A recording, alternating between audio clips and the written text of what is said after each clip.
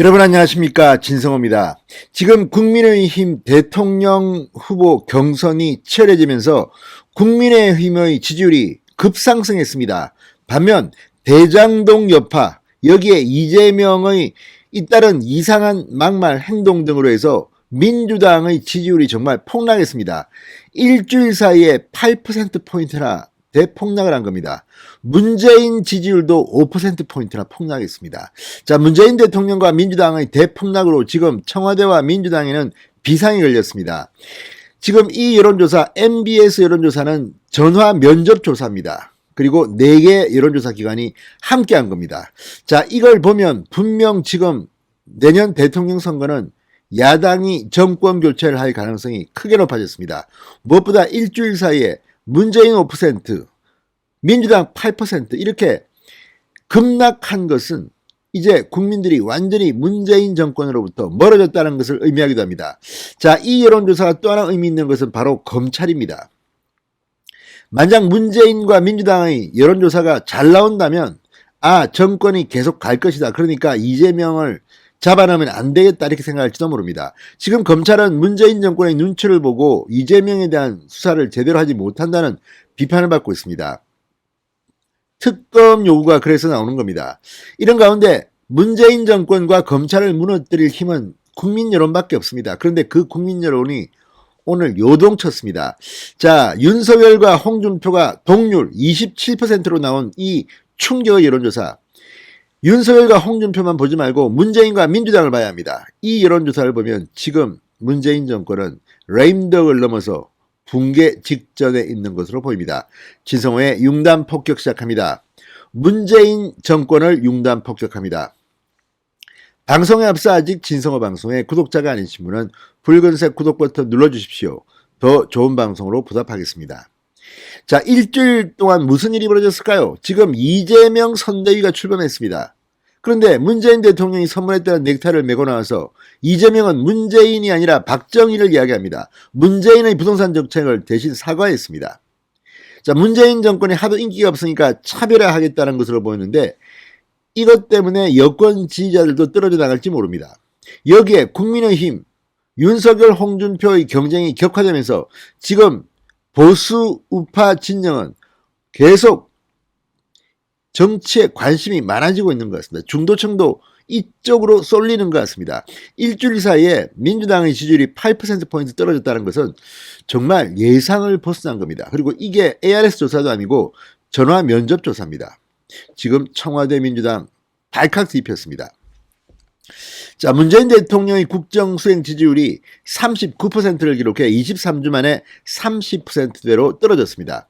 국민의힘 지지율은 전주 대비 7%포인트 급상승하면서 8%포인트 대폭락한 민주당을 누르고 오차범위 밖으로 1위로 치고 나왔습니다.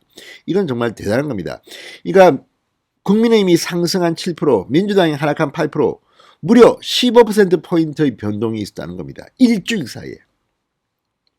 그 일주일 사이에 지금 국민의힘은 당원 투표가 시작되고 국민들의 관심이 온통 여기에 쏠려 있습니다. 반면 이재명은 선대위를 출범시키는데 대폭락을 했습니다. 끝난 겁니다. 제가 볼 때는. 자, 엠브레인 퍼블릭, K-스탯 리서치, 코리아 리서치, 한국 리서치 4개의 여론조사 기관이 지난 1일, 2일, 3일 유권자 남녀 1,004명을 대상으로 한 11월 1주차 전국 지표조사 NBS 조사입니다. 문재인 대통령의 국정 운영에 대해서 잘하고 있다. 매우 잘함. 그리고 잘함. 긍정적 평가는 39%로 전주 대비 5%포인트 대폭락을 했습니다.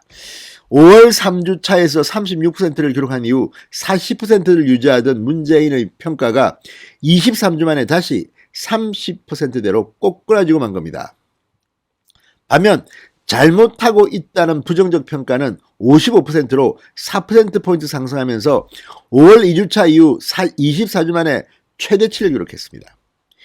자, 세부적으로 보면 40대를 빼고는 모든 연령층에서 부정평가가 우세했습니다.